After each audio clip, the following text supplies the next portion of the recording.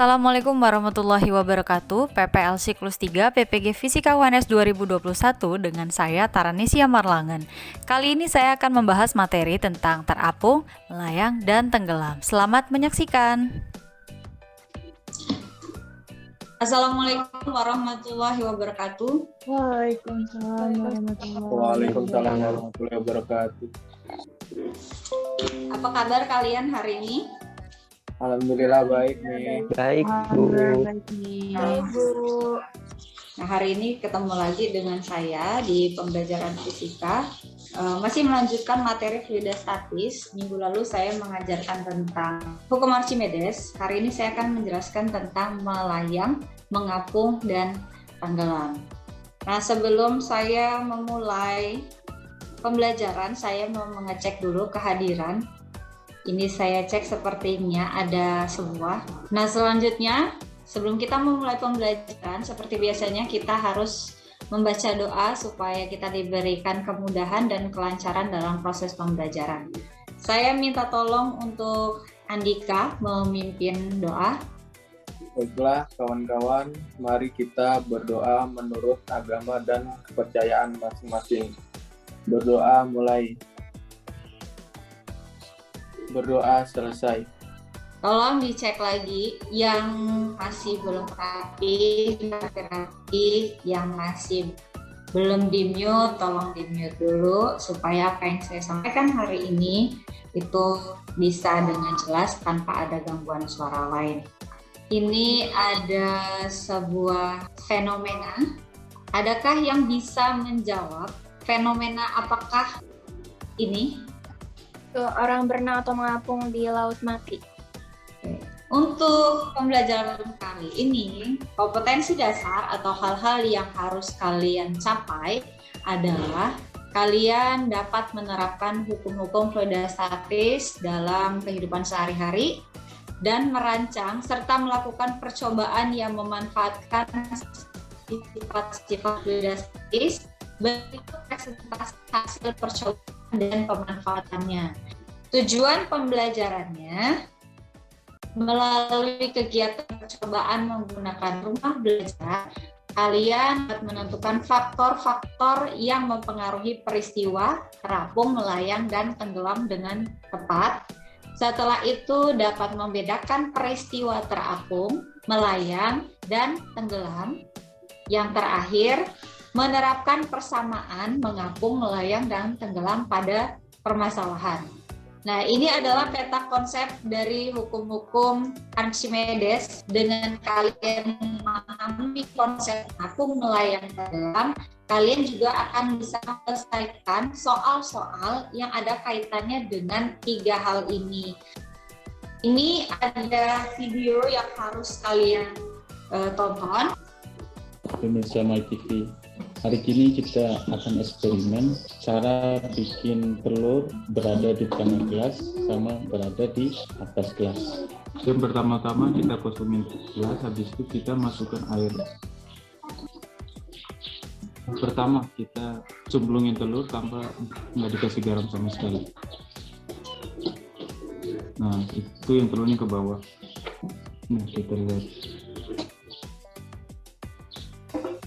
Kalau yang ketiga kita kasih garam 2 sendok. Nah, kita lihat reaksinya sebentar. Telur bisa berada di dasar, di tengah, sama di atas gelas. Ada yang bisa membantu saya menjawab apa yang menyebabkan telur berada di posisi yang berbeda di video tadi? Saya Mi, Silakan Amanda. karena adanya perbedaan kadar garamnya. Selanjutnya, bagaimana membedakan peristiwa mengapung, melayang, dan tenggelam? Saya Mi, posisi telur pada gelas. Posisi telur pada gelas. Jadi posisi pada telur itu yang akan menunjukkan peristiwa yang berbeda dari mengapung, melayang, dan tenggelam. Waktunya simulasi berkelompok. Saya akan membagikan kelompok untuk kalian. Setelah itu saya akan arahkan menggunakan virtual lab dan juga menggunakan LKPD-nya. Untuk kelompok 1 ada Heva, Andika, Amanda, Puan, dan Rini. Kelompok 2 ada Kania, Fandi, Raisa, Nabila, dan Visa.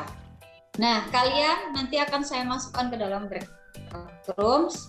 Nah, sebelumnya saya akan menjelaskan terlebih dahulu bagaimana cara menggunakan virtual lab-nya. Virtual lab ini adalah bahan simulasi kalian untuk bisa mengerjakan LKP-nya. Di sini dilihat ada materi styrofoam, benda melayang, dan batu bata. Volumenya 4. Setelah itu, kamu catat masanya berapa. Contoh, misalkan styrofoam. Masa jenisnya disetting air. Volumenya sudah saya buat 4 lah. Setelah itu, styrofoamnya diganti dengan benda melayang. Setelah itu diubah menjadi batu bata. Yang kedua, ada tabel lagi. Ini menggunakan fluida minyak. Volumenya tetap. Maka untuk yang virtual lab-nya tinggal diganti minyak. Nah, terus nanti tinggal diisi nih faktor-faktornya apa aja. Ya, untuk yang ini dibandingkan dengan masa jenis fluidanya. Oke, saya akan bagi ke dalam breakout room-nya. Silakan masuk. Anak-anak, kalian sudah dapat virtual lab-nya di grup WA. Diklik aja, sudah itu bagi tugas nih, siapa yang mau ngerjain styrofoam, benda melayang, batu bata. Yang terapung lebih kecil, gaya Archimedes lebih kecil. Yang melayang itu sama dengan, terus yang tenggelam lebih kecil. Bekerja dulu, saya mau pindah ke room 2 dulu ya. Gimana? Kesulitan? Supaya cepat. Kania yang isi LKPD, Fandi, Visa, Raisa, sama Nabila yang menjalankan simulasi. Coba klik link virtual lab yang ada di grup WA, terus kerjakan. Dilanjutkan biar cepat selesai. Benda melayangnya tadi berapa yang di air? Benda melayang 4.000. Terus gaya Archimedesnya 39.200. Gaya beratnya 39.200. Yang tenggelam berarti FA lebih besar dari W. Berarti bawahnya bisa ya, lanjutin sendiri ya. Demi. Udah Iya. Oke, udah semua keluar. Berarti sekarang waktunya untuk membacakan hasil presentasi. Kelompok 2 duluan boleh, silakan. Assalamualaikum warahmatullahi wabarakatuh. Saya perwakilan dari kelompok 2 ingin mempresentasikan hasil pengamatan. Analisis hasil pengamatan. Dari data 1, faktor-faktor yang mempengaruhi sebuah benda dapat melayang, terapung, dan tenggelam dari hasil pengamatan di atas: massa, volume, massa jenis material, gaya Archimedes, dan gaya berat. Dari tabel 1 dan 2, bagaimana hubungan antara massa jenis material dengan massa jenis fluida pada keadaan satu terapung, yaitu massa jenis material itu lebih kecil daripada massa jenis fluida. C. Bagaimana hubungan antara gaya Archimedes dengan gaya berat material? Pada keadaan terapung, gaya Archimedes lebih kecil dari gaya berat material. Pada keadaan benda terapung, gaya Archimedesnya lebih kecil dari berat material. Terus hubungan massa jenis material dengan massa jenis fluida itu, rho benda lebih kecil dari rho fluida. Kesimpulan yang dapat kita buat setelah melakukan percobaan ialah keadaan benda mempengaruhi hubungan gaya Archimedes dengan gaya berat material, begitupun dengan hubungan massa jenis material dengan massa jenis fluida, kecuali keadaan tenggelam. Terima kasih untuk kelompok 1 yang udah presentasi, reaksinya saya kasih tamu aja. Selanjutnya kita ke kelompok 1. Siapa yang mau presentasi? Assalamualaikum warahmatullahi wabarakatuh. Saya perwakilan dari kelompok 1 ingin mempresentasikan hasil kerja kelompok kami. Yang A, dari tabel 1, faktor-faktor yang mempengaruhi sebuah benda dapat melayang, terapung, dan tenggelam dari hasil pengamatan di atas: massa, volume, massa jenis material, gaya Archimedes, dan gaya berat. B, dari tabel 1 dan 2, bagaimana hubungan antara massa jenis material dengan massa jenis fluida pada keadaan melayang? Massa jenis material sama dengan massa jenis fluida. Yang C, bagaimana hubungan antara gaya Archimedes dengan gaya berat material pada keadaan yang pertama terapung, gaya Archimedes lebih kecil dari gaya berat material. Yang tenggelam, gaya Archimedes lebih kecil dari gaya berat material. Hubungan gaya Archimedes dengan gaya berat material, fluida A lebih kecil daripada benda. Kesimpulannya, keadaan benda mempengaruhi hubungan gaya Archimedes dengan gaya berat material. Begitu pula hubungan massa jenis material dengan massa jenis fluida, kecuali dalam keadaan tenggelam karena lebih kecil dibandingkan dengan jenis fluida. Terima kasih untuk presentasi dari kelompok 1. Hasil kesimpulan kalian ternyata sama. Dari hasil yang sudah kalian presentasikan yang tadi, kita refleksi bareng-bareng. Faktor apa aja yang mempengaruhi sebuah benda itu mengapung, melayang, dan tenggelam? Massa jenisnya, massa bendanya, Oke. terus gaya Archimedes sama gaya berat.